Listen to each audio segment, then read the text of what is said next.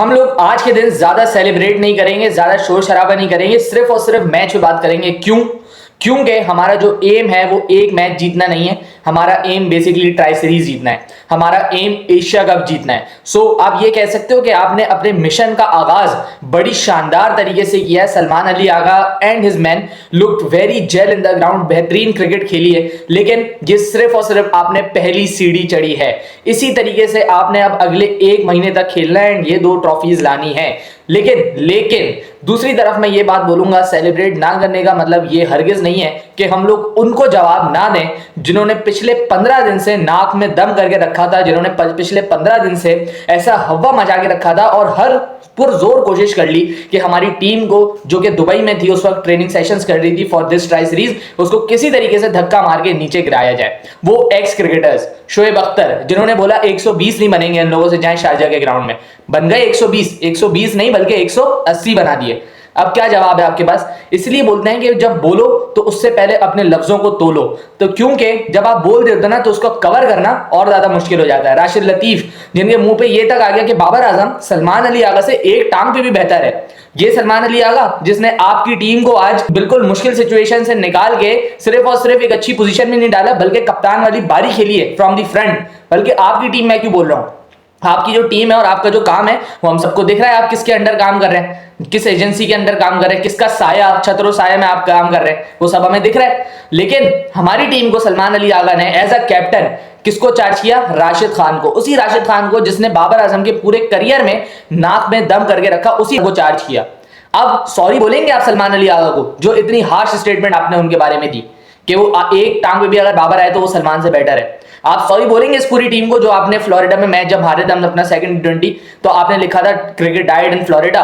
हमारी cricket USA से हार के नहीं मरी, लेकिन हमारी क्रिकेट वेस्ट इंडीज से क्लोज मैच हार के वहां पे मर गई हमारी क्रिकेट। और ये चीज, ये इंशाल्लाह ये जो आज का दिन है ना, ये इनकी जलालत का पहला दिन है।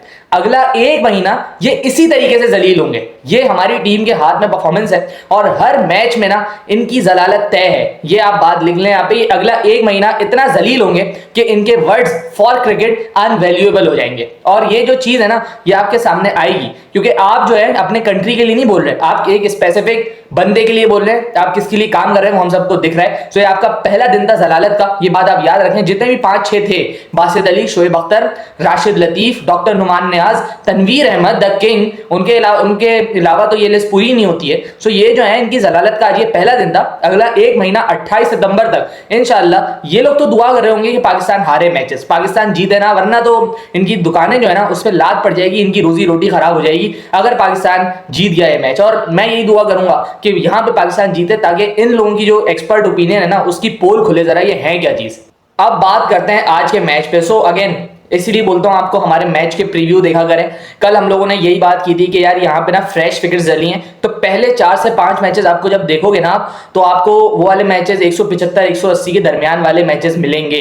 सो अगेन आप देखिए आज वही हुआ, सलमान अली आगा आए, टॉस जीत के वहां पे बैटिंग की। ऑल्दो एक मुश्किल डिसीजन था बैटिंग करना वहां पे, क्योंकि ड्यू फैक्टर एक चीज है जो कि डिस्टर्ब कर सकती थी सलमान को ये डिसीजन लेने में, लेकिन करेजियस डिसीजन था।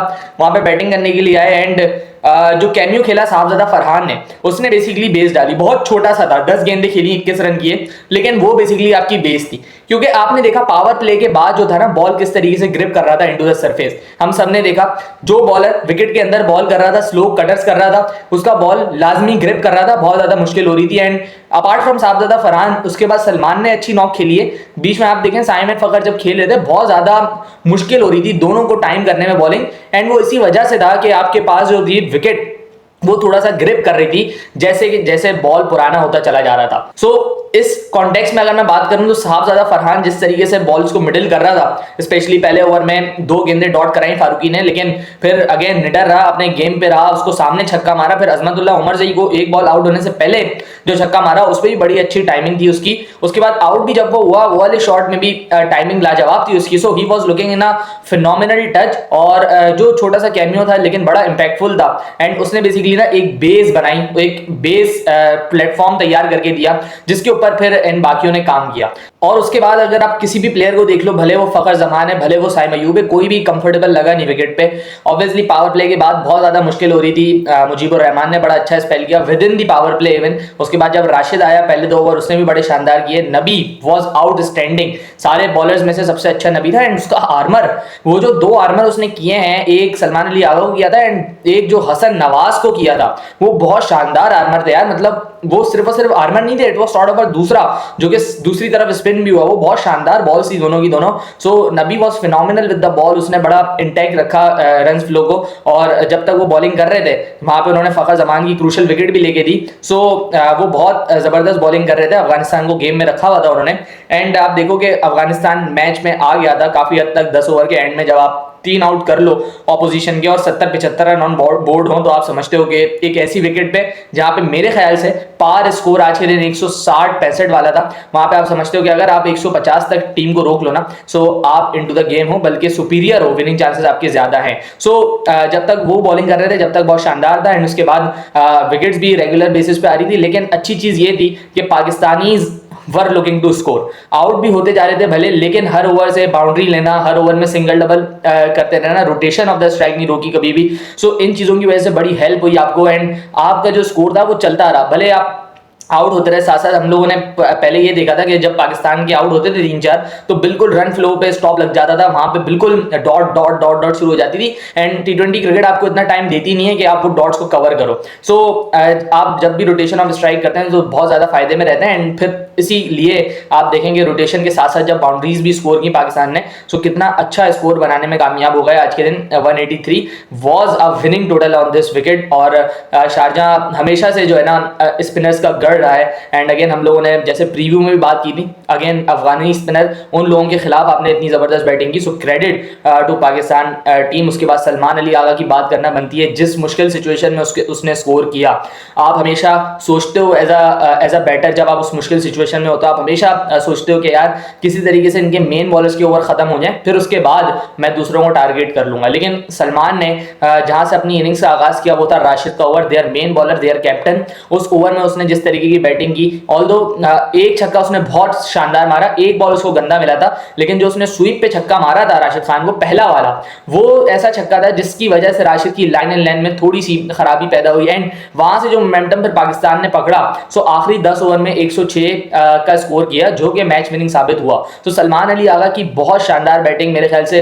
और जहां पे बाउंड्रीज की नीड थी वहां पे उसने बाउंड्री ली, फिर रोटेशन ऑफ स्ट्राइक बहुत फिनोमिनल करता है वो। एंड यही बात हम लोग कर रहे थे, पहले से भी करते हुए आ रहे हैं कि जिन विकेट्स पे बैटिंग थोड़ी सी मुश्किल है, जिन विकेट्स पे बॉल थोड़ा रुक के आता है, वहां पे सलमान अली आगा का रोल एज अ बैटर बहुत ज्यादा इंपॉर्टेंट हो जाता है, क्योंकि वो एक ऐसा बैटर है जो कि टेक्निकली साउंड है आपकी टीम में, पूरी टीम में वो एक वाहिद बैटर है जो मिडिल ऑर्डर में टेक्निकली बहुत साउंड है। सो ऐसी विकेट्स पे जहां पे बैटिंग थोड़ी सी मुश्किल होती है, वहां पे सलमान का रोल बहुत ज्यादा इंपॉर्टेंट होता है। एंड पूरे यूएई वाला जो आपका टूर है वाला, सो इसमें सलमान अली आगा ने बहुत इंपॉर्टेंट रोल खेलना है। एंड अगेन मैं ये कहूंगा ये पहला दिन है आपका, आपने अच्छी बारी खेली, आप मैच जीते हो, सही है, आज के दिन है आपके पास, आप रेस्ट करें जाके, लेकिन कल आपका फिर मैच है। सो आप देखिए आपने स्विच्ड ऑन ही रहना है throughout this whole month. आपने कभी भी अपने आप को ये नहीं बोलना कि यार आज हो गया अब हम लोग रेस्ट करते हैं, नहीं, रेस्ट का टाइम नहीं है। सो सलमान शुड कंटिन्यू, और सलमान की फॉर्म पाकिस्तान के लिए बहुत ज्यादा क्रूशल है given the circumstances, given the situation which we have to play in. So Salman Ali Agha की इनिंग्स देख के बहुत अच्छा महसूस हुआ, क्योंकि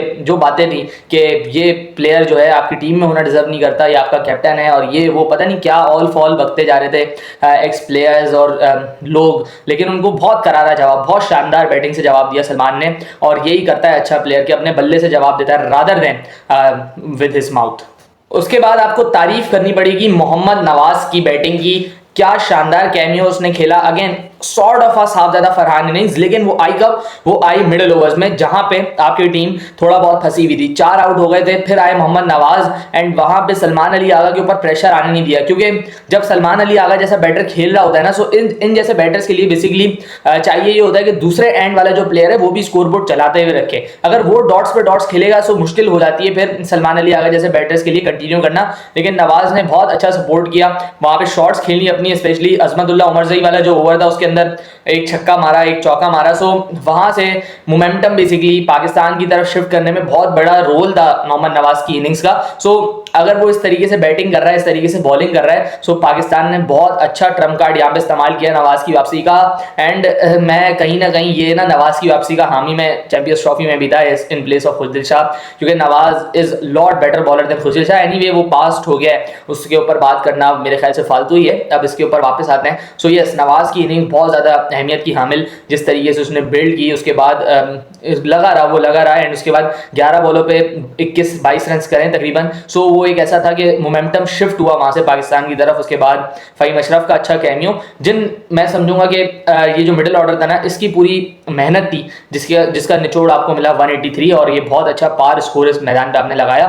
फिर उसके बाद जब आप बॉलिंग में आए, सो पहले 4-5 ओवर बड़े अच्छे किए, लेकिन अगेन मसला यही है कि आपका 5वां बॉलर पाकिस्तान, हम लोगों ने अपनी लाइनअप डिस्कस की, हम लोग सब करते हैं, उसमें हम लोग हमेशा यही बोलते हैं यार कि एटलीस्ट आप अपने 5 बॉलर तो पूरे करो।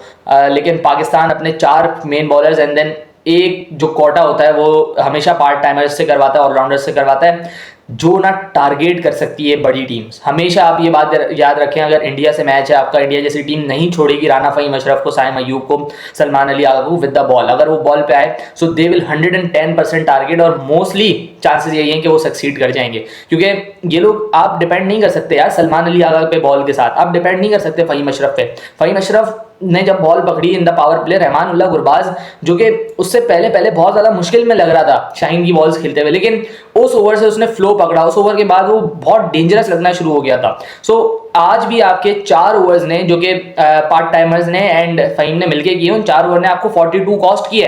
एंड जब वो 4 ओवर हुए आपके, तो Afghanistan was well within the game. Siddiqullah Atal ने साइम अयूब को चार्ज किया, सलमान अली आगा की बारी में अच्छा खेला उसने। उसके बाद आप देखो रहमानुल्लाह गुरबाज कितना अच्छा खेल के गया फ़हीम को। सो ये अगर अफगानिस्तान की टीम इस तरीके से आपके 5th बॉलर को आई कर सकती है, सो इंडिया की टीम, श्रीलंका की टीम, ये जो टीम्स हैं ये फिर आपके 5वें बॉलर को टारगेट करेंगी, नहीं छोड़ेंगी ये फिर आप लोगों को। सो एक वीक लिंक है पाकिस्तान का, जो कि पाकिस्तान इग्नोर किए जा रहा है despite of losing the games because of this reason. अब आपको इसके ऊपर जो है काम करना पड़ेगा। हमने अपनी हर 11 में अबरार को रखा कि यार शारजा के अंदर अबरार एंड सुफियान की जोड़ी अगर होगी ना, सो आप हिलने भी नहीं दोगे। लेकिन अनफॉर्चुनेटली माइक हेसन इतना इन्वॉल्व है ऑलराउंडर के अंदर, इतना उनको लगाव है ऑलराउंडर से कि वो फिर खिलाते ही नहीं है कोई मैच अबरार एंड सुफियान ने जो एक साथ खेला हो। एंड मैं आपको बता रहा हूँ, इन विकेट्स पे अगर अबरार एंड सुफियान साथ खेलें और अपनी बॉलिंग करें, so they are deadly dangerous duo, बहुत शानदार बॉलिंग कर सकते हैं दोनों। एंड इवन आज के दिन अगर वो होते, सो क्या पता अफगानिस्तान इतना भी स्कोर ना करता। सो मैच तो आप जीते हो, लेकिन जो आपके वीक लिंक्स हैं वो आपको हल करने पड़ेंगे, वो आपको दूर करने पड़ेंगे। अगर आप अपने वीक लिंक्स हल नहीं करेंगे, दूर नहीं करेंगे, तो आपको ये लॉन्गर टर्म में बड़े टूर्नामेंट में इफेक्ट करेगा। एंड हमने देखा है ओडीआई में कि आप इसकी वजह से बहुत ज्यादा मार खा रहे हो बार बार। एंड मैं नहीं चाहता कि T20 में इन जैसी गलतियों की वजह से आप मैचेस हारे। आप मैचेस हार जाएं भले बुरा परफॉर्मेंस करके, लेकिन एक मैच हारना because of bad team selection that hurts the most, क्योंकि क्लोज मैचेस जो है ना अक्सर वो इन जैसी गलतियों की वजह से आप हार जाते हो। एंड क्लोज मैचेस जो है ना यार, अब हारना नहीं है, अब हम लोगों ने फिनिश करने गेम्स, जो कि हम लोग काफी ऐसे से कर नहीं पा रहे हैं। सो अगेन बात यही है कि यार प्लीज 5 बॉलर्स के साथ जाएं, आप अबरार को खिलाएं।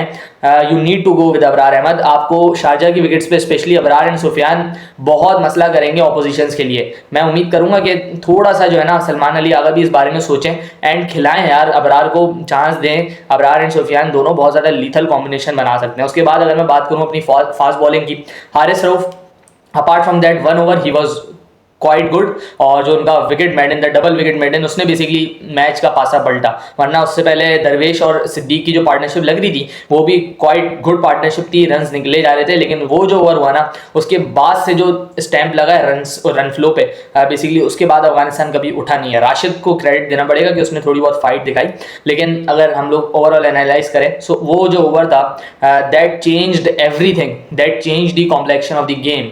और अगेन हारिस रऊफ T20 का ऐसा बॉलर है कि वो मेरी हमेशा से फर्स्ट चॉइस बॉलर रहा है। कोई खेले ना खेले, मैं हारिस रऊफ को हमेशा प्रेफर करूंगा T20 के 11 में। And that is the reason why जो विकेट टेकिंग कैपेबिलिटी है उसके अंदर, वो शायद पाकिस्तान के किसी और बॉलर में नहीं है। Good to see Shaheen Afridi bowling really well today, Ibrahim को अच्छा आउट किया। उसके बाद रहमानुल्लाह गुरबाज को भी पहले स्पेल में अच्छा तंग कर रहा था। So it has been an overall very very good performance in all 3 departments. लेकिन एक गलती जो आपकी है वो ही आपका 5वां बॉलर है, एंड अगर वो गलती आप नहीं सुधारते ना, सो यार अनफॉर्चुनेटली मुझे ये कहना पड़ेगा कि ये कहीं ना कहीं आपको मैच लगवा देगा। और मैं चाहता नहीं हूँ कि पाकिस्तान को मैच कोई लगे, वो भी इस वजह से कि आपने एक बॉलर शॉट खेला है। सो कल के दिन यूएई से मैच है, no time for rest, direct आपने मैच खेलना है कल के दिन आके। आज आप सोएंगे जाके एंड सुबह practice training and then match है पाकिस्तान का। सो उसमें एक चेंज जो मैं चाहता हूँ जो होनी चाहिए, सलमान मिर्ज़ा को आप चांस देके देखें, सलमान मिर्ज़ा को थोड़ा सा कॉन्फिडेंस दें कि अगर खुदा ना खास्ता शाहीन अफरीदी थोड़ा इंजर्ड हो जाता है बड़े मैच में, सो सलमान मिर्ज़ा एक ऐसा बॉलर हो कि वो रेडी बैठा हो रिप्लेस करने के लिए। सो आप कल चांस दें सलमान मिर्ज़ा को, एंड ये चीज़ आपको दूर करनी पड़ेगी कि अबरार अहमद को आप डालें टीम के अंदर। आप 14 रन के लिए 15 रन के लिए 4 ओवर के ऊपर कॉम्प्रोमाइज़ कर रहे हो। So that is not an ideal thing to do in such a big tournament which is coming up like Asia cup. So मैं यही उम्मीद करूंगा इन गलतियों से सीखें एंड जिस तरीके की आज परफॉर्मेंस दी है उसको कंटिन्यू करें पाकिस्तान, क्योंकि हम लोगों ने यहाँ रुकना नहीं है। That was our first step जो कि बहुत अच्छे से लिया पाकिस्तान ने। मैं फैंस को वापस याद दिलाता चलूँ कि इस पीरियड में शायद आपको हार भी मिले 1-2, लेकिन उससे मायूस नहीं होना, इस टीम के पीछे खड़े रहना है। ये टीम इंशाल्लाह आपको एशिया कप की ट्रॉफी ला के देगी। मिलते हैं किसी और वीडियो में, अपना ख्याल रखिएगा। अल्लाह हाफ़िज़।